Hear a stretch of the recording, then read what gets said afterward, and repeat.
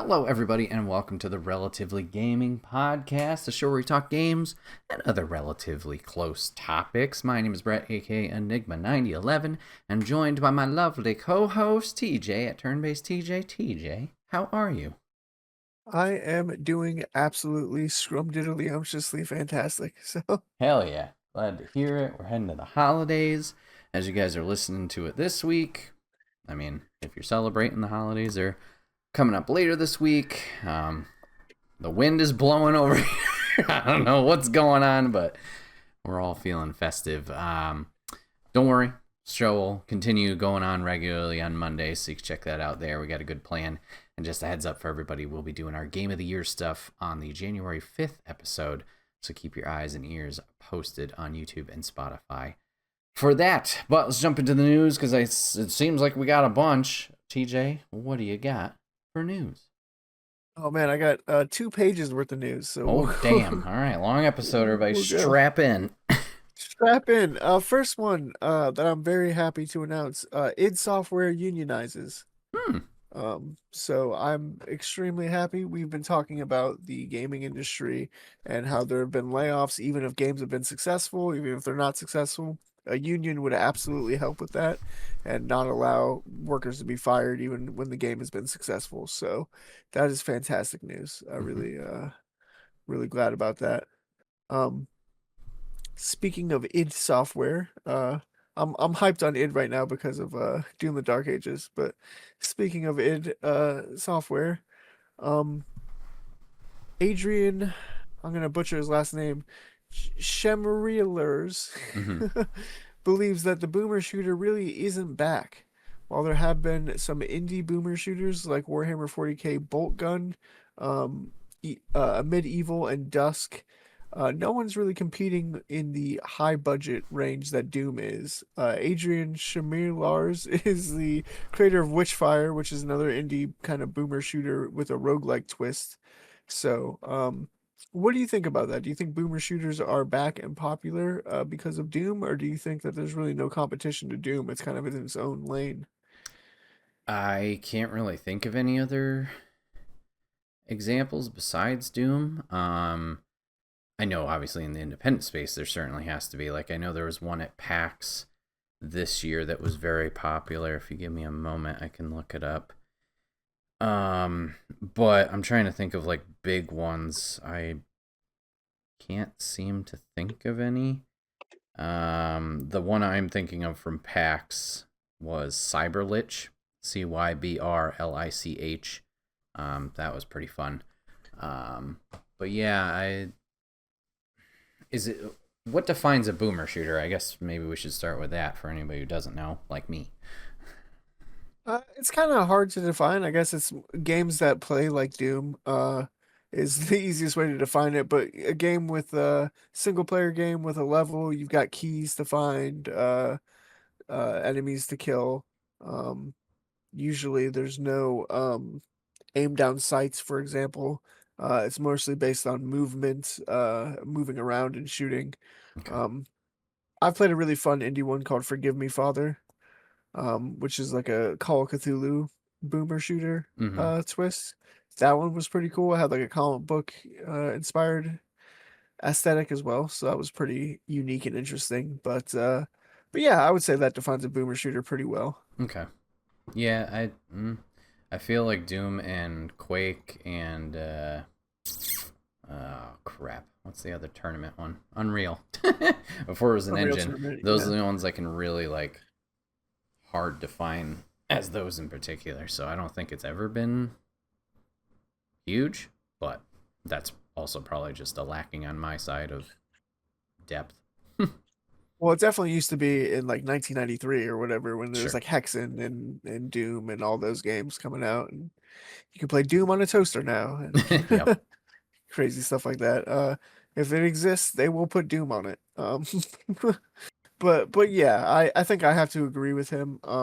Witchfire is a game that is on my radar. I haven't played it yet because it is in early access, and I'm kind of waiting to see if they're gonna fully release it. But who knows? One of these, it's on sale right now. Who knows? Maybe one of these days I'll end up just jumping into Witchfire. early access and all, because it is a boomer shooter with a roguelike twist, and it looks like it does the roguelike elements pretty well. And you Mm, know how I feel about roguelites, so mm-hmm. um but yeah, that was that. Fallout Season 2 is beating Season 1 with a 97% on Rotten Tomatoes so Makes sense. far. So that is pretty incredible. 97% on Rotten Tomatoes is a very high score. I have not seen Season 2 yet myself. Have you dipped your toes into the first couple episodes? No, I'm still on the episode 2 of the first season. That's where I stopped. I did one episode of the first one. Okay. Well, first season's incredible, so Yeah. I'm definitely, if the second one's better than that, I'm definitely rearing to go. I just have to convince my sister to watch it with me, and we're good to go. Um, Another name that I'm going to butcher, Sven Vinky, confirms that. Can I take over for a moment? Yeah, how do you pronounce it, Oh, please? no, no, no, not even that. I think you're right on the pronunciation. I also had this news story, and I was just going to open it up with Larian shoots itself in the foot. All right, carry on. Oh no, that one comes later. I have Oh, two okay, Larian great. Sven Vinky Awesome. stories. The first one is a good one, Oh, and then that's a it surprise. turns bad. Okay. Yeah. Sven Vinky confirms that Divinity will be turn-based. Oh, all right. Yes. Also, It Divinity emphasizes 2 that is on next gen. it emphasizes that it will not be Baldur's Gate 4. And it will be different. It's going to be turn-based, but in a different way. But I heard that it was turn-based, and I got very, very excited. And then I kept reading the news throughout the week, and Larian Yikes. Studios faces backlash after CEO Sven Vinky revealed that they use generative AI for internal tasks like brainstorming and placeholder art for the new Divinity game, sparking fears of job displacement and devaluing art. I don't know how I feel about this actually. I have a little bit of mixed feelings. Sure. I agree with the mixed feelings part, and it's only mixed feelings of like the after you give it time type of thing. Like in the moment, I was like, well, and I feel like a lot of people were like, well, there goes all of Larian's, goodwill that they built up with Baldur's Gate and the success there and stuff like that. I'm still against it. I will say that. I know a few weeks ago when we talked about AI, I was like, oh, if you use it as a tool, this is kind of the thing. So I may be backtracking on my words or whatever, but it's it's conflicting. It's a tough spot, right?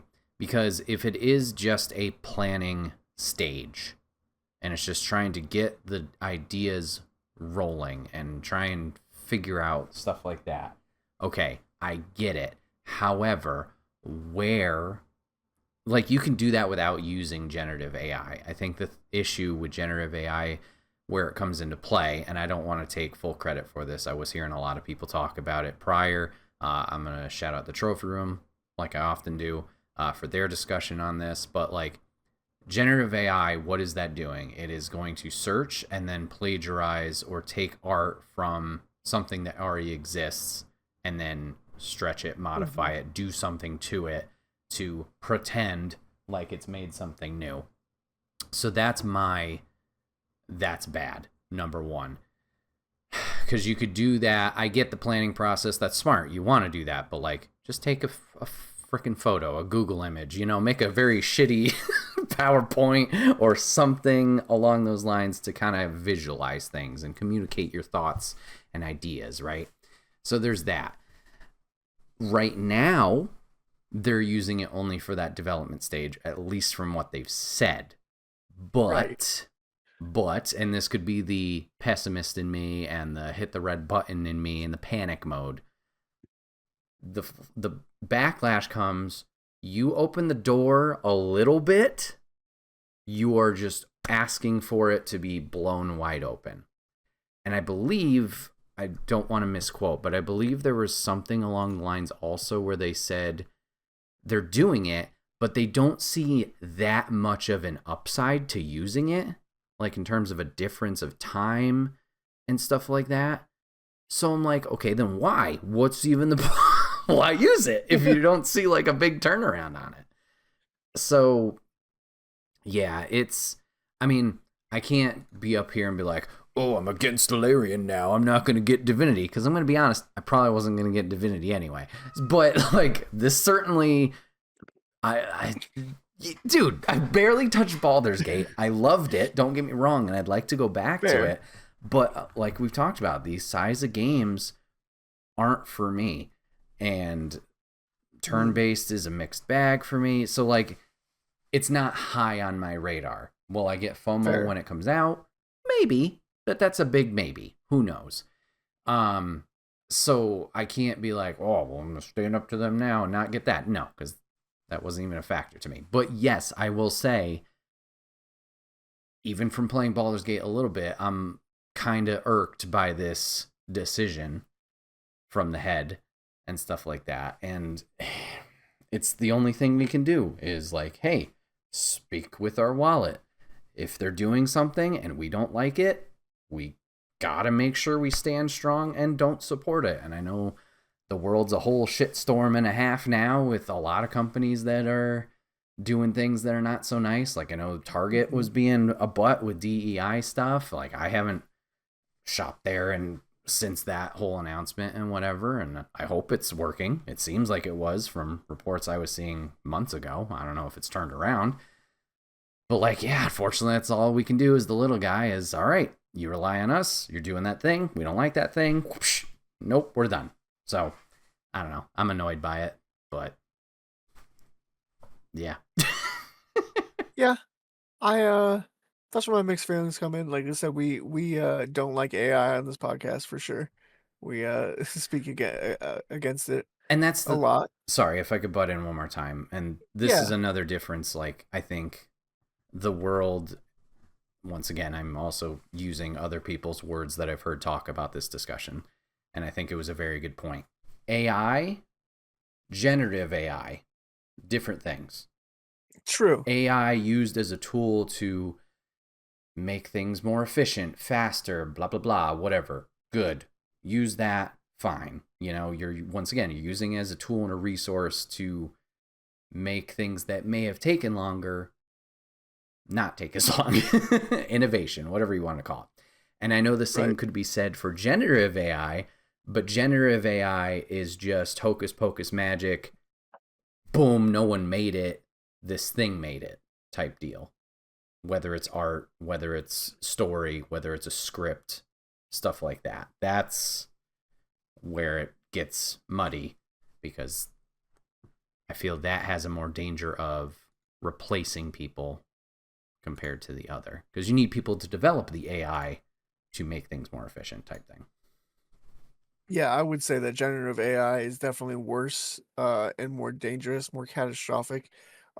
Even though this is placeholder art, I feel like there's still a guy who made the storyboards, you know what I mean? Right. In previous games, and you are replacing that guy's job essentially. Yeah, and he did come back out and he's like, whoa. And his verbiage was lovely. He's like, holy fuck, everybody, calm down, blah, blah, blah. Like, claim they have like 70 something concept artists, which is great. It's like, okay, then use them. Use them. Let's see. Yeah. Oh, okay. I don't know where I got 70 from. Sorry. We have 23 concept artists and have job openings for more.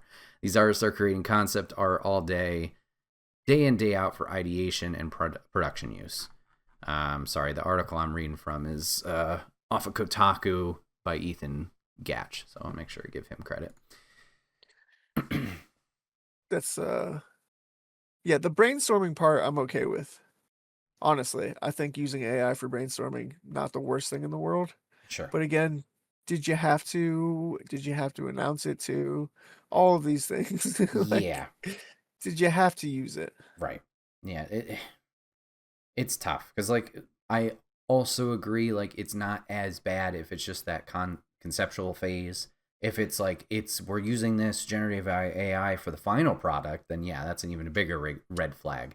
It's just my fear of okay, here's an inch, now they take a mile or whatever the hell, type thing. Yeah. Well, to pivot wildly to a game that doesn't use AI at all, in fact, uses handcrafted animations, as I'm sure you know, a little game by the name of Absalom. Uh, handcrafted art world. is getting an update in early 2026. It's getting a 1.1 update. It's going to provide new challenges, an evolving world, upgraded mounts, new skins, and emotes. I don't know if you saw this piece of news, and I was wondering what you thought about it. Yeah, I had it written down as one of my pieces. Yeah, I'm looking forward to it. I mean, I've beaten it. I haven't 100 like fully beaten it, like, like Hades. Oh, you beat Hades, but then there's more beyond that, type of thing. So I've dipped Well, my toe. also, sorry, I just want to You're good. say in Absalom, when you beat the final boss, then they're like, actually, there's a final boss. Spoilers, but yeah. Yeah, yeah, spoilers. So you haven't beaten that final boss No, yet. I've beaten please remind me of his name. It starts with an Oh, A. I can't remember. Yeah, it's an Azra. A name. Like, Azra. yeah, I can't remember his I've name. beaten him, but I haven't beaten Absalom. So like to me, in my dumb head with roguelikes, I'm like, yeah, I feel good checking that off. Like I'm still gonna go back and try and beat Big Bad. But it's the same thing with Hades, where it's like you kind of get to a point, because obviously it's just endless. Where I'm like, yep, that's good. But no, cool to hear about this update. I was kind of anticipating it with you telling me a while back, like they're gonna do crossplay. I don't know if this update has it. It does Um, not. okay, Still no word on crossplay. balls. Okay, well there goes those hopes and dreams. Yeah. Um, but yeah, I mean, cool. I'm still in it at the moment, so I'll try it if I'm still playing at the time. But I know I'm very bad as well with follow ups and DLCs and stuff like that, even if it is free. But good for them. Good for the team that they had enough resources to reward the players or thank the players with extra stuff. Yeah, I'm not gonna lie, I was slightly disappointed. I was hoping for like another character or something, or maybe another level. But an evolving world sounds really cool, and new challenges. I did really enjoy this character specific challenges where it's like, oh, okay, take this character, and then they have a secret boss in this area if you Yeah. can reach it. I really like those challenges. So if they provide things like that, I'll be intrigued to go back and play for sure. Definitely. Um, a game, speaking of games that you don't go back to, Starfield is getting a 2.0 update. But it says that it's addressing load screens for Okay. once. That's like, I don't know, did you ever play Starfield? No, it's an Xbox exclusive. They had a build for PlayStation, but when Microsoft bought Bethesda, that worked on Starfield, or is that Yeah, okay? it's Bethesda When the purchase or acquisition happened, they killed the PlayStation um, port for the version. time being. Yeah. Who knows? Maybe we'll make a resurgence. But another one, No, you honestly, don't want it on PlayStation. yeah, another one, honestly, I wasn't really interested in. So no, I have not played It is a loading screen simulator. I it. Like, seriously, if you wanna go to a planet, you have to, like, load into your ship, then when you're on your ship, you load into the planet like, the area outside the planet, then you load again into the planet, then you load into the area on the planet that you wanna be. It's it's insane how many loading screens there are. I mean, it really kills the experience and any momentum the game would have otherwise. Gotcha. I tried to look around it. I enjoyed some of the time that I had with the game, Mm-hmm. just because I like those style of games, so I was able to push through. But, man, was it, a loading screen simulator, like, just 100% of the time. It was really hard to look past that. They've even, one of my biggest gripe number 1, loading screens.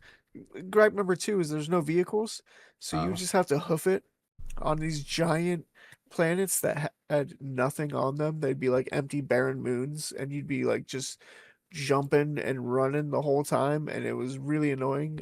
They added vehicles in an update like I want to say like 7 or 8 months ago. I still have not returned to the game though. It was not enough for me to go sure. back, so I don't know if this loading screens is going to be enough for me to go back either, unless they really fundamentally change how the game works and the systems of the game. Mm-hmm. But we'll see. We'll see if the 2.0 update is enough.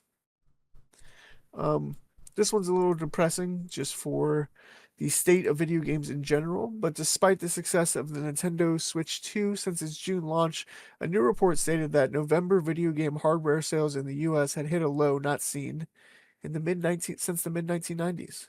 welcome to inflation, people. We're getting priced out of our hobby. Things are too expensive. Yeah. Yeah, video games have become a harder and harder hobby to recommend because it's becoming more and more expensive. It's becoming incredibly pricey. Yep. Yeah, we talked about it with the recommendation episode of like, sure, we can recommend stuff, but yeah, it's not as easy to be like, oh yeah, go get a Switch, go get this, because everything's running you $500, and then you have Yeah. the new Steam machine, which might be even more expensive, and then when you think like, oh, okay, the Switch 2 came out, Switch 1 prices are going to go down. No, Uno Reverse Card, they're actually going to go up. So, yeah, we're starting to feel the effects of the world's changes and someone's decision. But, Someone yeah. we won't name. Yeah. So it's unfortunate. To circle back, like, we gotta speak our mind with our wallet too. Like, this isn't anything new. It's just more of like another data point on the chart of like, hey, things aren't working. One of the games that I love, Spider-Man 2 and Insomniac. That game, I don't want to tout numbers because I don't know the exact stats, so please, people, go look it up. That game was very expensive to make, and Mm-hmm.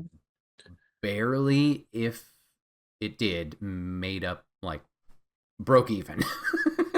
Oh wow.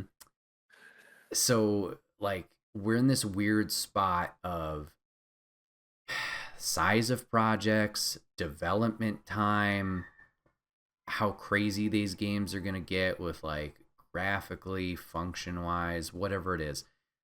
We're hitting a point where I don't know if this is the right saying. The ends don't justify the means, and you have that. You have the other data point of the major multiple layoffs over these past couple years.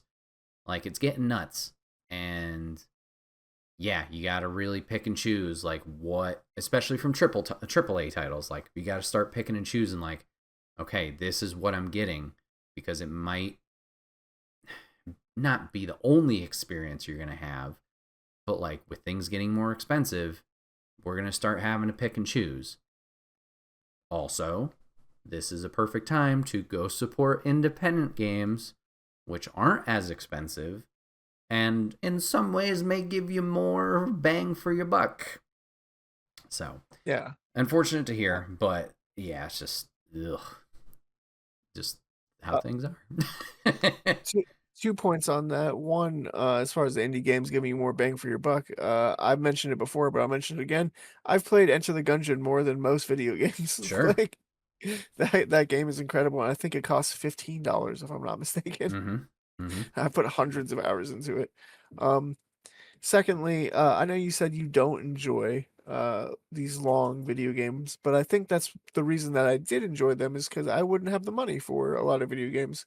So I'd be like, oh, what's the one game that's going to be, a massive open world that's going to take me, 60, 70, 100 hours to beat. And I Sure. would kind of cling towards those games just because I couldn't buy, two or three games. Yeah, that makes total sense to me too, because that's essentially what you want, whether it is something that's super long RPG, JRPG, or something like Enter the Gungeon, wherever your entry point is. Yeah, of course, you want to get the most out of this experience that you can. So when something touts, or a selling point is like, hey, this is 100+ hour experience, hell yeah, I can see why people would go for that. I just hope people are, it's a meaningful 100 hours, and not like, oh, at hour 20 it's good, oh, at hour 40 it's good. Like, what about the rest of it? Yeah. Those kinds of things. Like, that, I always hated that as a selling point. And I get it, sometimes you have to invest. It's just like a book, it's just like a movie, you get to that Mhm. point of that payoff. But it was always funny where people are like, yeah, if you get to the 8 hour point, that's where you really start cooking. I'm like, what? Yeah, we'll get to a video game I started that kind of addresses that in the "Hey, what are you playing?" section. There you go. Nice. Um, speaking of what are you playing, Steam had its replay come out Woohoo! this past week. So I'll go over mine real quick, just the endpoints.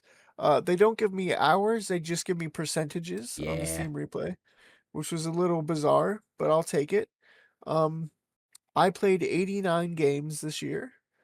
I got 347 achievements. I played 1,230 individual sessions, which is too many. When am I playing like 4 times a day? What's happening there? Just be quick, hop in, hop out. Who knows? Yeah, I guess so. And I played 47 new games, so about half of the games that I played were new Cool. this year.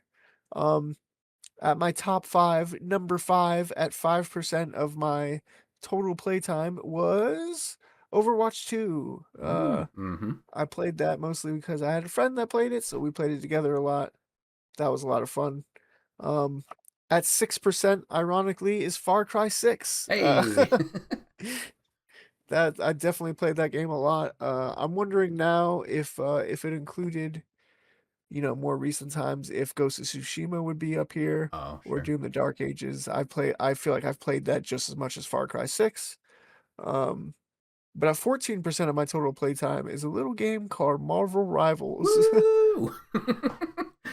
I honestly thought that would be my number one, so I'm pretty surprised it's number three. Mm-hmm.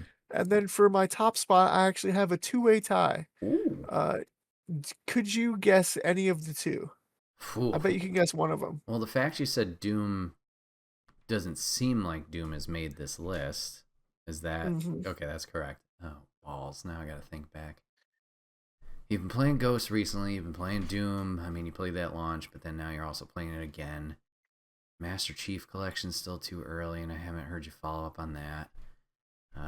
Inscription, no. Even though I would love it for it to be. Shit. Arkham Knight, no, you dipped out of, man. My memory streaks. What were you playing? See, I feel like We played it Doom together. played it together. Oh, that makes it even worse. Well, it's not peak. I would love for it to be peak, unless you've been peeking out. Yeah, I'm peaked up, man. Or I've been Lethal peaked. Company. Well, no. What the hell do? Oh, okay. Marvel Cosmic Invasion. No. Fuck. It is Borderlands 4. Yeah, It's one of the that would games. have been the. Yep. Should have had that unlock. Yeah, I play that game for 200 and actually let me check my Steam right now to get the exact amount of hours. I played that game for 231.2 hours this year. Nice. Very nice. Very nice. So that's 15% of my total playtime, and it is tied with Baldur's Gate 3. Hey. I actually played Baldur's Gate 3 15% of the year as well. Um, really enjoyed my time with that. Had a new playthrough. They had their update where they added new subclasses, so I was able to go back through and play the game. It completely changes the game, the subclasses. So Cool. I was able to do that and have a playthrough with my friend. So, friend of the show, actually, Mike. So that was a good time. Nice. Baldur's Gate 3, I believe, was my most played game of 2024, and it is still my most played game of 2025. Hell So we'll yeah. have to see if it holds up in 2026. And the last piece of news that I'm definitely stealing from you. I'm sorry. I feel like I've stole your whole news It's fine. list this week. Silk Song has a free DLC. You son of a bitch. Sea of Sorrow. It's just coming in 2026. Yeah, good for them. Pretty Good share. surprising that it's free. I'm really impressed. Yeah, big thank you, I guess. I mean, they made a butt ton of money with the first one. That's why they said they were able to take their time with Silk Song. So I think they're just paying it forward, thanking everybody for their support. I'm sure they made hand over fist with Silk Song too. So yeah, very cool. Very cool to see. Yeah, I saw a lot of people playing Silk Song on my Steam. A lot of people. So Yep. they really must have been making money. Great that it's free though, like you said, paying it forward. Yeah. That's all I have for news this week, and probably all you have for news this week, since I took all your news stories. Almost. But Quickly, I'll touch upon two other indies that are getting expansions. One has a date, one does not. Power Wash Simulator 2 has announced its first DLC that was with licensed material. They are getting Adventure Time DLC that is coming out. I do not know the exact timetable on that, but if you guys are fans of Power Wash or Adventure Time, please go check that out. Another one, which I believe is close to both of our hearts, if I recall, but Cult of the Lamb's big Woolhaven expansion does have a Yes. release date now of January 22nd, so that is right around the corner. Big Monster says it is as big of the base game, I believe, in terms of a size of an expansion. So it's pretty sizable. So yeah, should be a good time when that come out. Yeah, that's very exciting. Yeah. And then the last one, just a quick one, from Bungie. Marathon got an update and has a release date of March and is going to be sold at $40. So if you guys are into team shooters, this is your chance to hop on the Halo devs' next project. I believe it's Bungie. That would be weird if I said it and it was not. So yeah, I mean, it sounds, if you look into it, it sounds like the updates that they did provide recently. Sounds like they're bringing some fun mechanics to it. Like one aspect is players who die, their bodies will stay on the ground, and depending on how long they've been there, they'll like deteriorate. So you can kind of tell, like, oh, this was a recent death. I should be on guard. Oh, nope, it's been around for a while. I might be fine. I don't think I'll be playing it, but just a heads up to people there. Yeah, Bungie, new team-based extraction shooter. I have never played an extraction shooter. I'm gonna be honest with you. Probably same, unless, well, it's capture flag extraction, kinda, not really. Not really. I don't really know. I think extraction is you have to like you get resources and then you have to leave or Oh, okay, something. gotcha. I don't know. I've never played them, so I don't know. I just think of Escape from Tarkov when I hear Sure. extraction shooter. Yeah. Well, very nice. So that's the news. Lots of it. A lot of independent stuff, which is always great to hear. But let's hear about what we've been playing. TJ, what have you been playing? I've been playing one game, one game only, and that is Ghost of Tsushima. Woo! um, I said it in the last episode that I felt like the game punished you by making you play stealth. And then I got the ghost armor, and it gives you 40% bonus to stealth, and it looks cool as hell. So I started doing stealth Hell a yeah. lot. Honestly, I got into the ghost. There's a part in the story, spoiler alert, where he says, "I am not a samurai. I am the ghost." And I was like, "Hell yeah, I'm the ghost now!" And I stopped wearing the samurai armor, and I only wear the ghost armor now, and it's so sick. And Nice. I've been enjoying the stealth mechanics a lot more in the game. Um, I've been enjoying a lot in the game, honestly. I just liberated everything. I got to so I've beaten the game now. Oh, great. Beat the main story, and man, does it end epically. Again, no spoilers here, but just him and his uncle. That's all I'm gonna say. I almost cried. I was like, oh Yeah. my god, this is so epic and cool and crazy.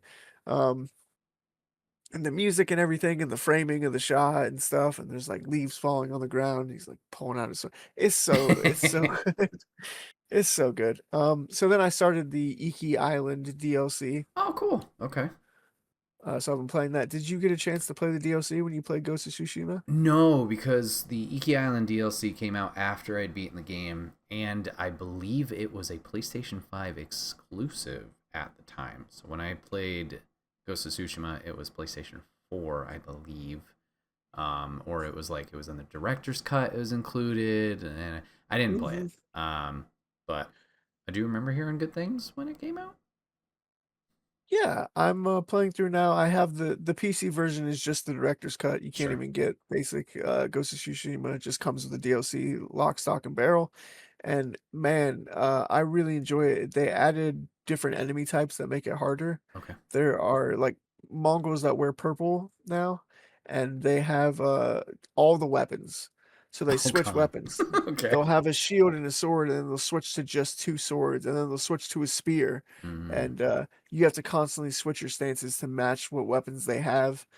There's also an enemy type that reminds me of Resident Evil 4, okay. where they're like a shaman chanting, and it buffs all the enemies around you. Ooh. Uh, Yeah, so you have to race and try and kill the shaman before he buffs the enemies, otherwise you will absolutely get murdered. Right, Uh, right.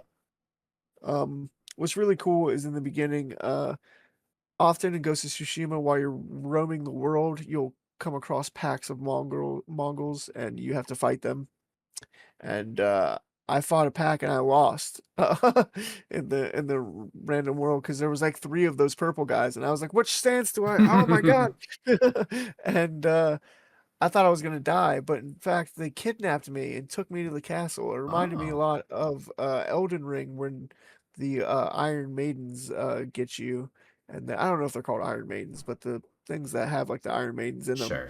where they grab you and they take you to Volcano Manor Oh, in Elden Ring.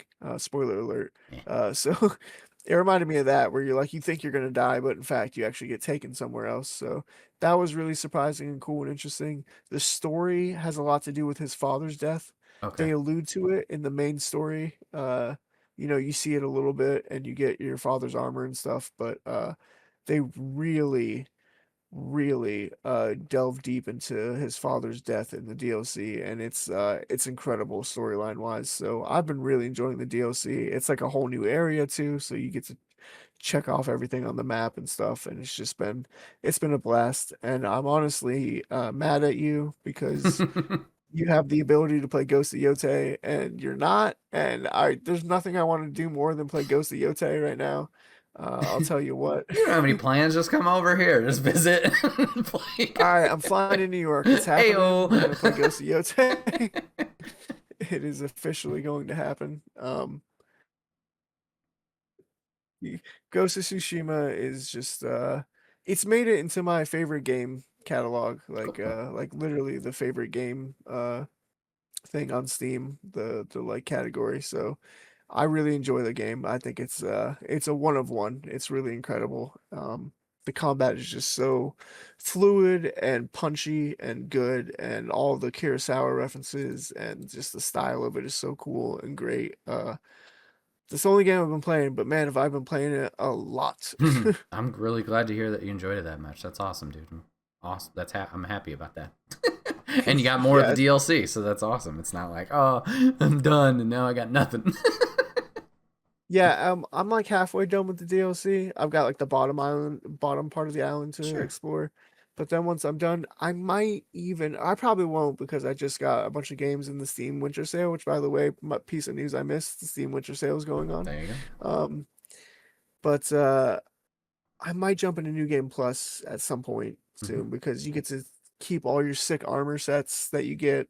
Oh, and you also get new armor sets in the DLC, which is cool. So there's like a monkey armor set, which is Hmm. it sounds stupid, but it's so sick. Nice. So yeah, you get to keep that. And I would like to be able to switch to the different armor sets. I'd like to be able to play the early part of the game with the ghost armor. Hmm. I think that would be a whole lot of fun, and I would crank the difficulty up to hard and just have a blast with it. But who knows when I'll get around to doing that. Sure. Sure. Very cool. Well, I got two I'm going to touch on quickly, and then I have one similar to you where I'm probably going to gush about quite a bit. So first one I'm going to talk about is a little bit more on a negative note. But the game's called Unbeatable. I talked about it a few weeks of like one I was anticipating and looking forward to. It came out, but unfortunately, it seems like it's come out with some bugs. So I've only played maybe 30 minutes of it, but bugs were bothering me so much of like, and then there was a lot of confusion of like what I'm supposed to be doing in terms of a story. Like it wasn't really giving me a focus. So there were a few bugs that I ran into where text box were overlapping each other. Sometimes they would have dialogue that is voiced over, and then there's sometimes which they wouldn't, which is fine, budgetary reasons, I get that. But it seemed like it was not the appropriate times for it, so I was almost a little bit confused of like why they stopped talking. And then there's one aspect of the game that's very important where you're kind of walking down memory lane with a support character and you're like helping them along this journey and you're taking photos of them. The photo taking worked, but the photo did not. I just got like a blank slate. So I was like, what? Why? Why is it not working? Whatever. So I tried looking it up. It's like I said, it seems like everywhere this game is, with which I think it's PlayStation, Steam right now, they're all having issues. Unfortunately, I have some people I follow on Blue Sky who have talked about it, being like, it's a really good game and it's got good soundtrack and stuff like that. So I don't know if I just need to put my head down and, just go through it and not worry about it so much. They did have a patch that came out recently, so I do want to try it again, but they kind of put a sour taste in my mouth of like, dang, I wish you guys, they had delayed from their initial release date, but I wish they waited a little bit more and got some polish in there. So that was a little bit of a little bit of a bummer. Follow up on Expedition 33. I have played a little more of it. I am in the 4th area now, I think. Those of you guys who have played Expedition, hopefully my description lets you know exactly where I am. I think it's very easy. I've run into a fun village full of lovely characters who are hilarious. Yes. Okay, DJ knows. Yes. Absolutely lovely area. I love interacting with all these little guys. Do you remember what they're called? It's something with an N. Nerval. They had a weird like name. Yeah. Even in the game, so I couldn't So say. it's not a spoiler, but like the characters you're running with, they were told fairy tales in their village growing up of like these little creatures with like paintbrush heads, and they just think it's a fairy tale, but when they go out into the other continent, they're like, oh my god, you guys are real. And they're hilarious little guys. Some of them are big guys, but they're hilarious. They just want to beat the shit out of each other and like make the strongest like defense system that they can. Like a mech thing. Like it's a giant thing. So they also talk really funny too. Like it is English, but like it's in and out where you can hear certain words, but then other stuff is just gibberish. So I've gotten to that area. Still really enjoying the story and the combat and everything like that. I am starting to hit a little bit of difficulty in the areas that I'm in right now. I don't know. Well, I know certainly at least an aspect of it. Sorry, Moose. Is my poor timing of dodging, which, it's a learning curve with every new enemy you encounter, but I've been struggling in that 4th area in particular. So I have died a few more times than the beginning areas, where I think I only died maybe once, if not twice. So I don't know if I just need to run around and train a little bit more, perhaps.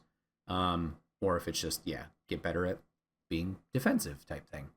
But I can't speak too much on it. Like I said, I was only back in the world a little bit, but it is something I definitely want to focus more on for our Game of the Year discussion, which once again, January 5th episode is our Game of the Year time.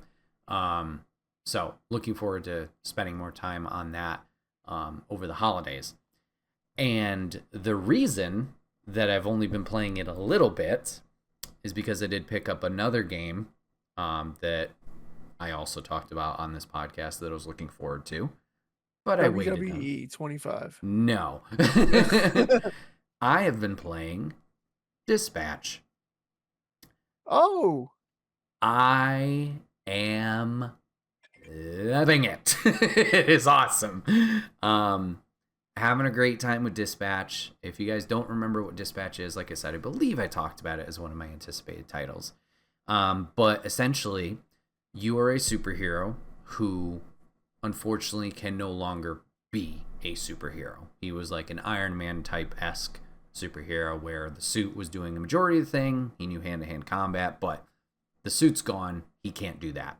So he's been recruited as a dispatcher, like your 911 dispatcher, where you are assigning heroes to go help fight different crimes, help citizens out, stop burglaries, all these different things. And the style of game is, I don't know if visual novel is the correct word, but like a narrative that you're watching making decisions of like how you want your character interactions to go, and then you also have this dispatching gameplay aspect to it. And there's 8 episodes in total. Each episode is roughly an hour, I'd say, and I'm halfway through the game right now. I didn't want to beat it completely going into this discussion, but I wanted to at least touch upon it, and I'm having a great time. I would say the main selling points for me of why this game is so great, number one is the story. I do feel like the characters are very intriguing, and I'm liking the relationships that they're building and the motivations that I'm building as the main character, Robert. I'm enjoying that a lot. And then also the dispatching game part of it is phenomenal. So you have a roster of 7 to 8 heroes that you have to your disposal, and it's just a map of the city. And every once in a while, a little exclamation point is going to pop up.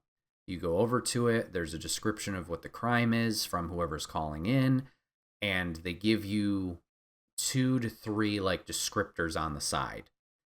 And it's kind of like, okay, we need someone to protect this individual, but you also need someone who can charm the press, blah, blah, blah. Like there's keywords in there that they highlight in yellow, and you have to pay attention to what those are because they all connect with a stat that your heroes have. So it has like your typical RPG of like what you've leveled up type thing.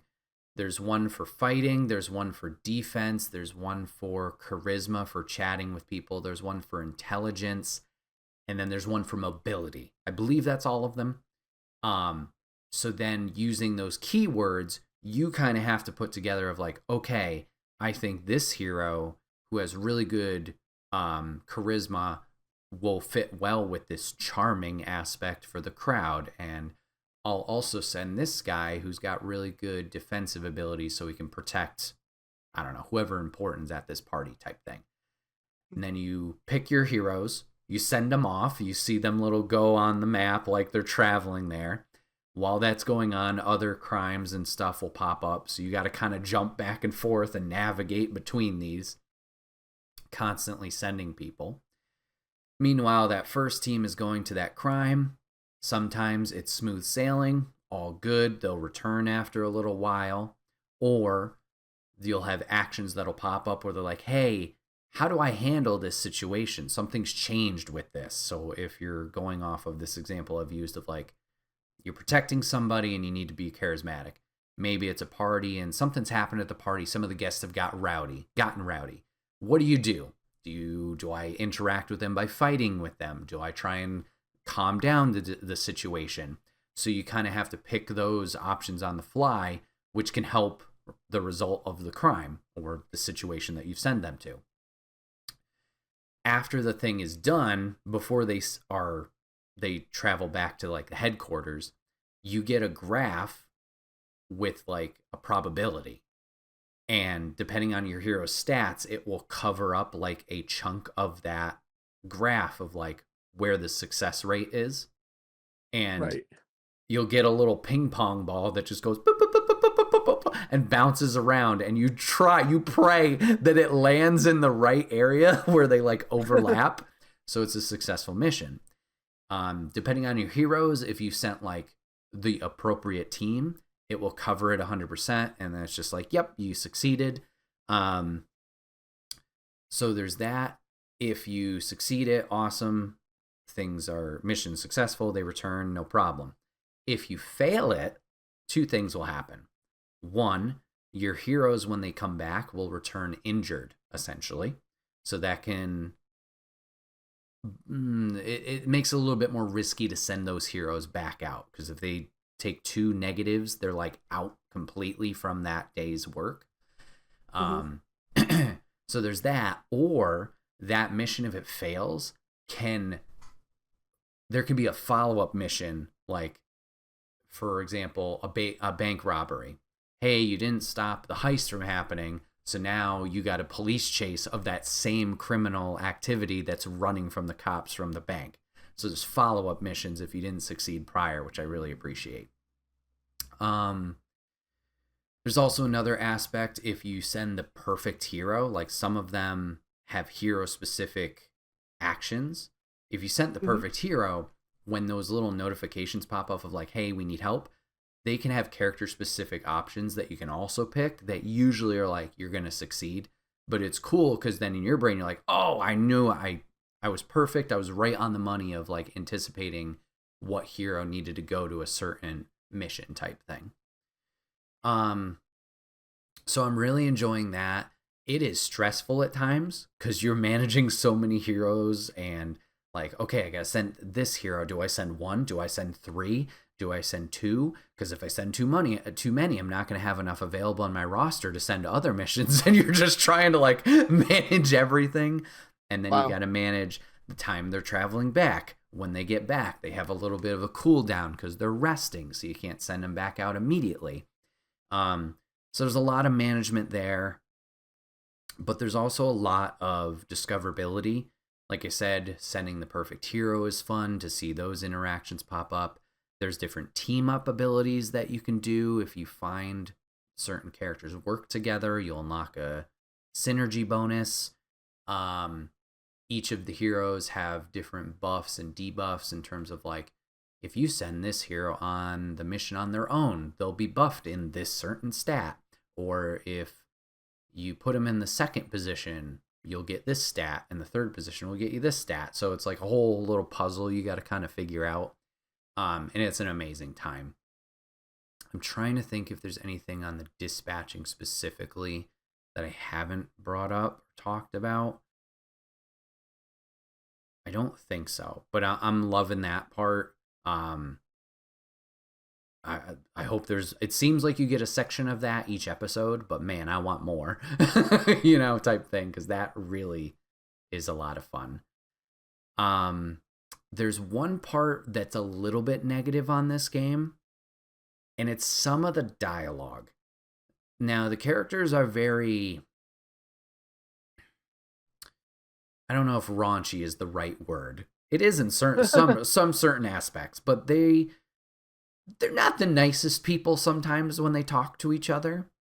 And there's a lot of things where I'm like, it's meant to be funny, or I think they tried to get a laugh, and I'm like, no, no, it's not. That's not for me. Like, it's just like a dick joke too many, or something like that. And I know that's that's gonna be subjective. Some people love it, some people hate it. Sometimes I'm just like, no, not for me. You can never have too many dick jokes, sir. Well, TJ, I'll tell you one because at the beginning it tells you like how you want to play this. You can have it where there's QTEs in the cinematic points, or you can just have it where you want to just watch it. So that's one option. And then there's another option for nudity filter. Because, oh boy, What? yeah. If anyone decides to play this game, number one, don't play it with your kids. It is not that type of superhero game. Number two, I'm not giving any spoilers, but I will give a heavy warning on episode 4. That open sequence, wowza. That is a warning to everyone. I am very grateful I had that warning to me, because whoa! Is it like the orgy scene in The Boys? I can't say a word. I'll Okay, tell you off okay, podcast. Um, okay. Circling back to the nudity thing and not too many dick jokes. This one is right at the beginning of chapter 1, so I don't feel like this is a spoiler. There's a moment where you're getting backstory with Robert and like how he's a hero, and then you kind of figure out why he's not a hero anymore and what happened to him. There's an interaction with a thug, and it turns out the thug actually has superpowers, and he's like an acidic guy. Okay? And because he's acidic, all of his clothes melted off. And when they do this big reveal, you just see his dick hanging down. And I'm like, did we really need that? And then, of course, during the fight, you just see it flopping around as he's flying. I'm just like, all right, that was a little much. But whatever, it wasn't the end of the world. I will say, I'm glad you're enjoying the game. I knew it was like a visual novel style game. I did not know that the dispatching part was so involved. Oh, okay. Yeah, from everything you've described, it seems like it's very involved and a little stressful, honestly. It's like a real dispatching thing. Yeah, it can be, and I think it's also just me being like, oh, I think this one word means I need this hero, and then I find out, and I'm like, that wasn't the right one that I needed. So it just gets stressful of like, well, like I said, watching that ping pong of like, get success, come on, fuck, yeah, and then it doesn't work. I'm just like, come on.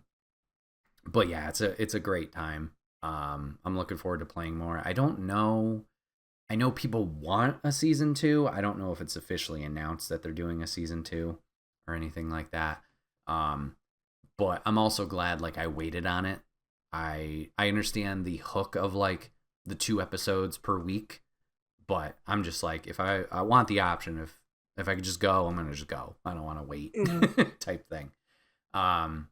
But yeah, it's certainly creeping up the ranks how Ghost of Tsushima is for you in terms of like, this is really fun and I'm enjoying it a lot. So yeah, I can see why people were shouting crazy for it at Game Awards. Definitely deserves it.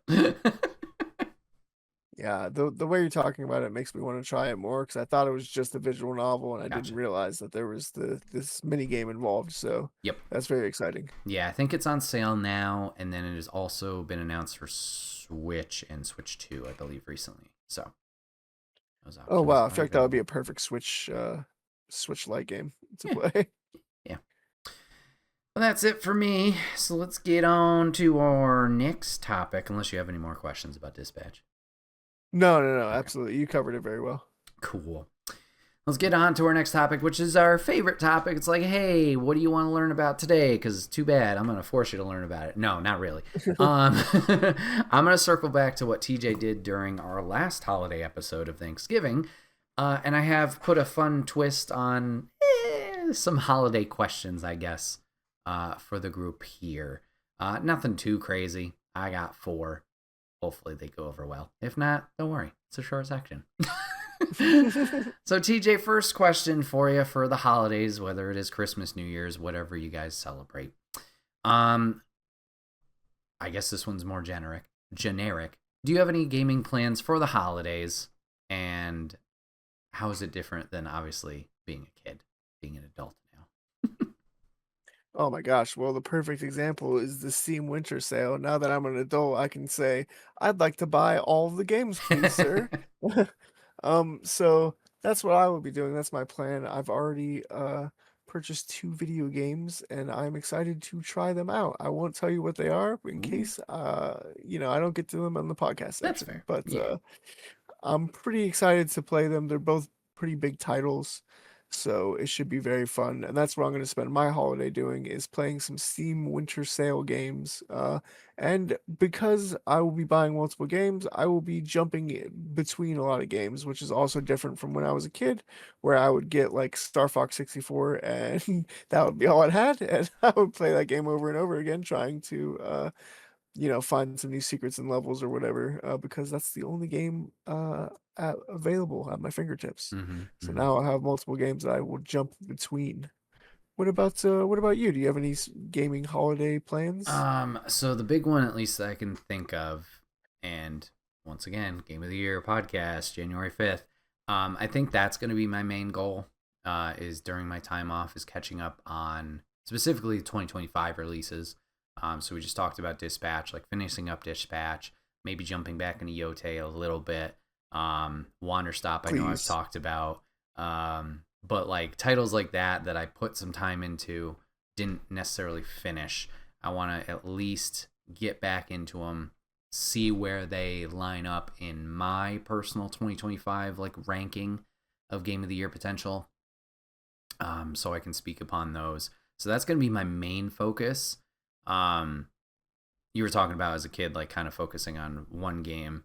I was very fortunate as a kid when I got games. I would usually get a few, and I remember always being like jumping in between because you're so excited for like, oh, this one, oh, that one. So like Yeah. the PlayStation 2, I can think of specifically, in like the Xbox 360 of just like, okay, I'm gonna play a few minutes, 30 minutes of this. Okay, now I'm gonna hop over here and I'm gonna play this. I can't remember of like any specific memories, but that I remember was always a thing of like, yeah, just jumping over here, jumping over there. Not a big focus, just like, oh, the new stuff. Yay. That's um how I feel right now. yeah, I mean, Um, there's a lot out there. I also want to give a shout out to the fact that I'll also be playing Baldur's Gate 3 with my sister this holiday Oh, okay. over Christmas. So that's a Christmas plan I didn't think of until just now, but that'll be a good holiday plan for me. I didn't mean to cut you off there, No, that but sounds great.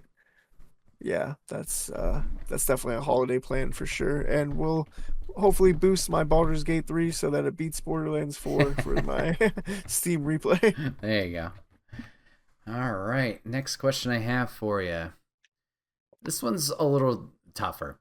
Do you have any favorite holiday themed games or media? Oh gosh, I want to say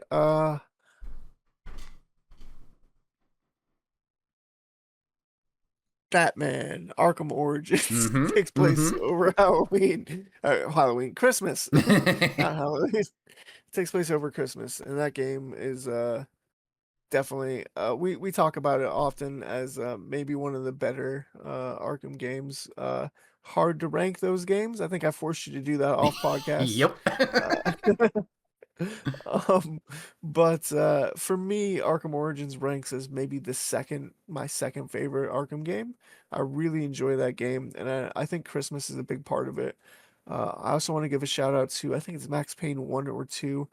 I don't think it takes place on Christmas, but it is snowing a lot, Mm-hmm. and so it reminds me of Christmas Yeah. with all Yeah. the snow in the game. But yeah, those two games for sure. But definitely Batman Arkham Origins. That always makes me think of Christmas. Mm. Do you have a favorite like Christmas or holiday movie? Oh gosh, my favorite Christmas movie is It's a Wonderful Life, Mm-hmm.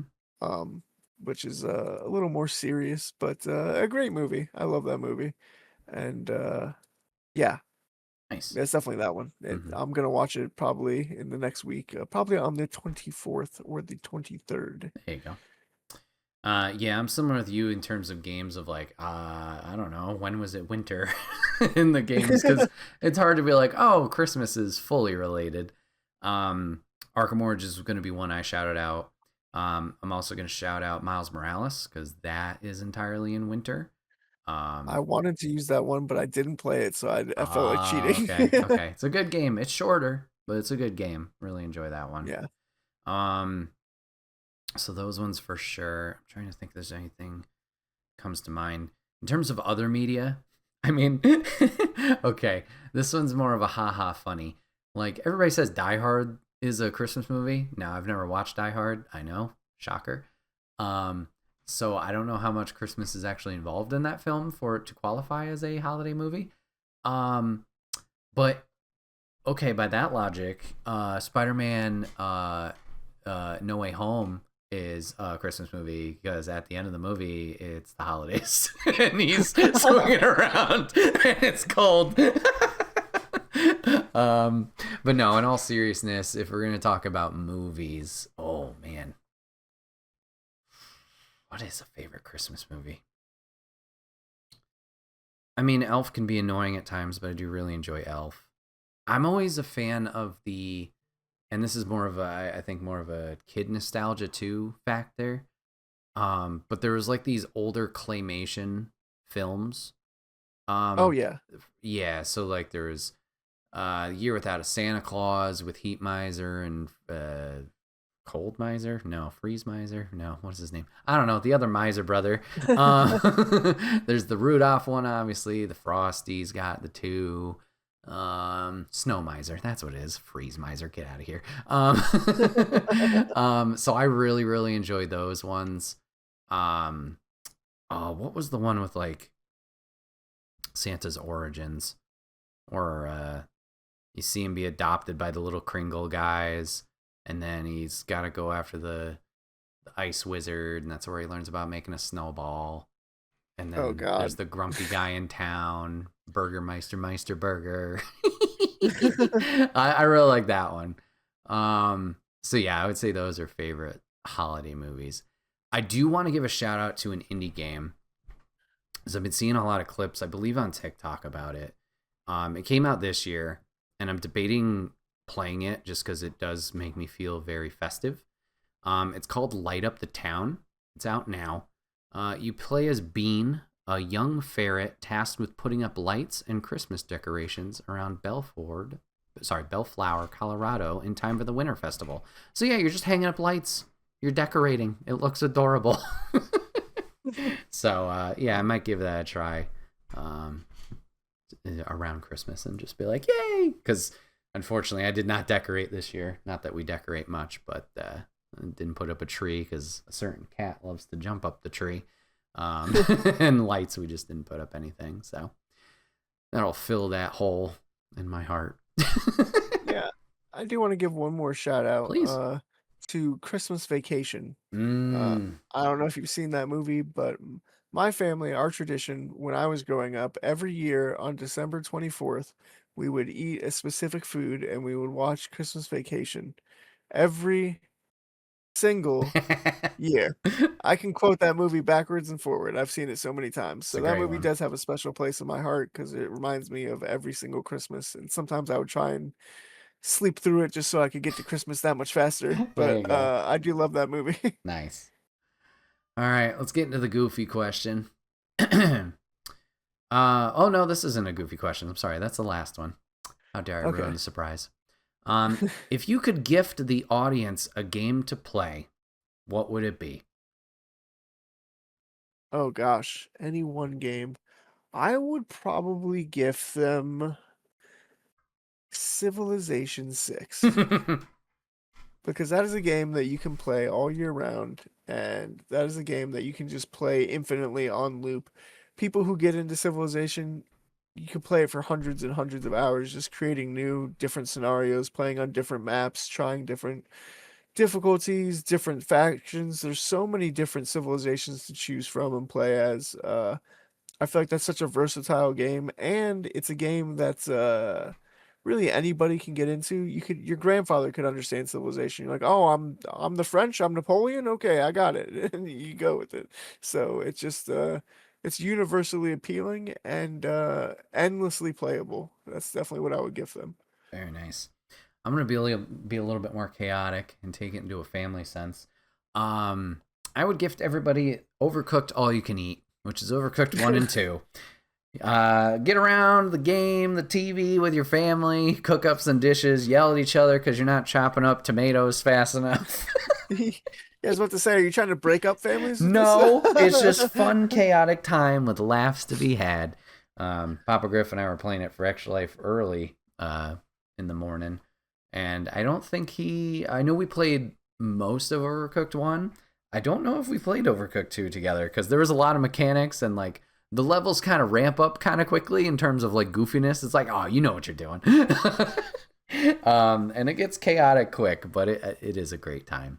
And with that collection, you get all the DLC too. So like there's like a camping section for like s'mores and whatnot. Speaking of the holidays, they have like miniature like Halloween levels and Christmas levels and stuff like that. So yeah, absolutely love those games. A lot of fun. All right. Fantastic. Now I spoiled it. But here's the goofy question. If you could be gifted an item from a game, what would you like? Master Sword. There you go. I want the Master Sword. I want it very badly. That's a great one. No explanation. I just want the Master Sword. It's so cool. And I want it where, like, when you're at full health and you can shoot the beam out of it. That's what I Okay. specifically want that. I'm at full health, gosh darn it. I'm 32. I'm in my prime. Give me that Hell Master yeah. Sword. I'm gonna shoot the beam out. What about you? I think for mine, I think I want the portal gun. I just want to shoot them in 2 locations and just whoop. Okay, I'm over here now. Whoop, just move real quick. I suppose you could get really fancy with it, but then you got to worry about other people walking through. But like, I love Disney. If I one time go to Disney legitimately, portal there, and then make a portal at home to just walk in and out whenever I want. Can't use it again until I decide, all right. But Sir, that I'm certainly would be upset. awesome. I'm offended that you didn't put the portal in North Carolina so that we Well, could that's the hang out. thing. I can move it. It's just, okay, well, once I move it from that location, then I got to travel legitimately there. But no, yes, that certainly would make a lot of things easier, whether it's North Carolina or if I ever want to go back to California, those kind of things. Well, certainly make it easier. It's just like, yeah, once you move it, fuck.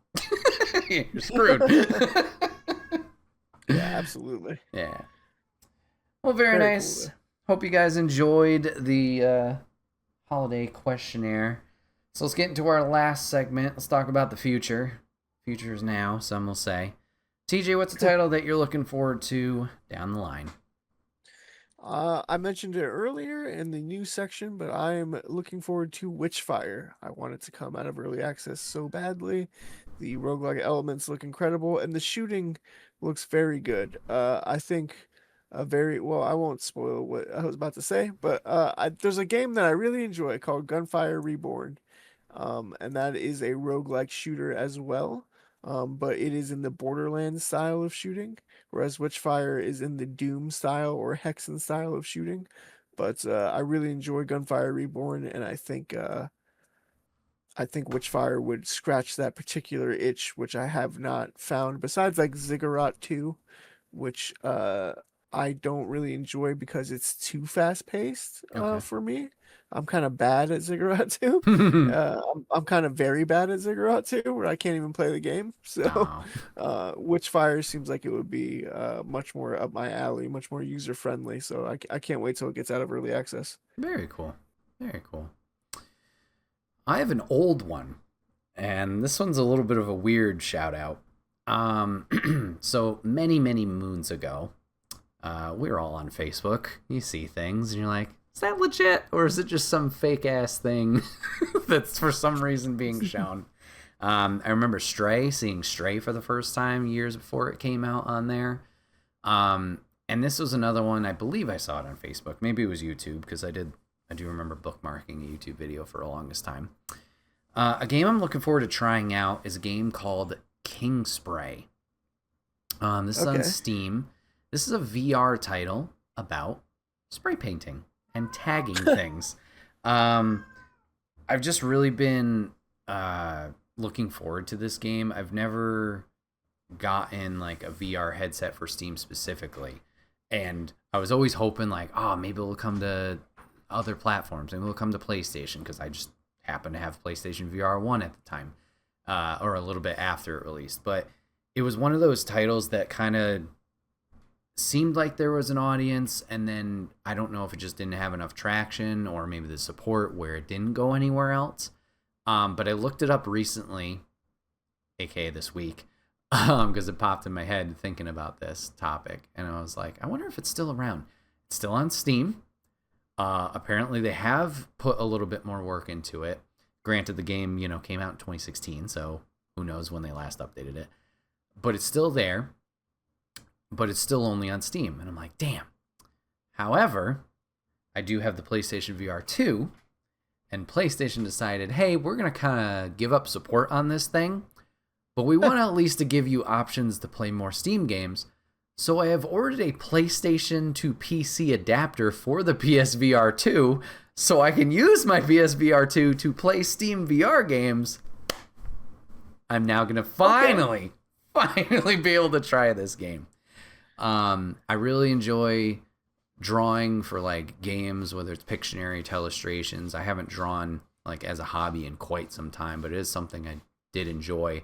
So to put it in a virtual space where obviously it's that first person perspective, I have, not the need for like, oh, I need paper, I need the space, I need to worry about, perfect details. And it's that virtual area where it's very easy to clean things up or undo and stuff like that, the less permanent aspect of physical drawing. I'm looking forward to trying it out. I don't know how successful I'm going to be, for sure. I might get some ugly stuff. But I'm looking forward to at least trying it. And like I said, it's more of that flexibility of like the undo function, the not permanent of like, oh, I messed up a color, I messed up this drawing doing this. Just looking forward to vibing out, putting some podcasts on, putting some music on, and spray painting a wall, having some fun with that. So Yeah, it sounds like a blast. VR games can be really fun. I hope you get to enjoy a plethora of them with this new adapter. So that sounds great. yeah, I've dipped my toes into VR here and there, and it's definitely something I need to play more. Of like, I mean, Beat Saber's taken a lot of our times who have played VR, and there's other musical games that I have played. But now to have the option of like the Steam, like you said, the Steam library open, I'm curious if I could find more titles to play, just available to me. Not that I need more in my backlog, but you know, whatever. Well, everybody, this has been another episode of the Relatively Gaming Podcast. We appreciate you guys hanging out with us today. If you ever have a topic of discussion that you want us to discuss, please feel free to put it in the comment section down below, whether you're watching on YouTube or listening on Spotify, or I guess watching on Spotify too. They have video playback. Please do so, and we'll try and get back to it in a future episode. Like I said, at the beginning of the podcast, episodes are going to continue throughout the holiday season. So whether you are celebrating and have some time, or not celebrating, or still looking for things to fill your time at work or whatever, we'll have episodes coming out on Mondays. We won't be missing a beat there, so you can check that out with us. And then one last plug. The Game of the Year episode is going to be coming out January 5th. This is just going to be personal Game of the Year stuff. We're not doing like, this is our Game of the Year for the show. But we're going to be shouting out some games, whether it's stuff in our backlog that we played from previous years, or specifically 2025 titles. We're each going to be shouting out what I think our top 5 are for each section. So we'll have some fun with you guys there. If you want to let us know what your game of the year personally is now, feel free to put that in the comment section down below too, and love to see what everybody's thinking. But TJ, thanks for hanging out, and thanks for recording another great episode, sir. Always, I'm going to go play some Ghost of Tsushima, honestly. Woo! Hell yeah. Thank you guys for watching, giving us a listen, and we will see you on the next one. Bye, guys.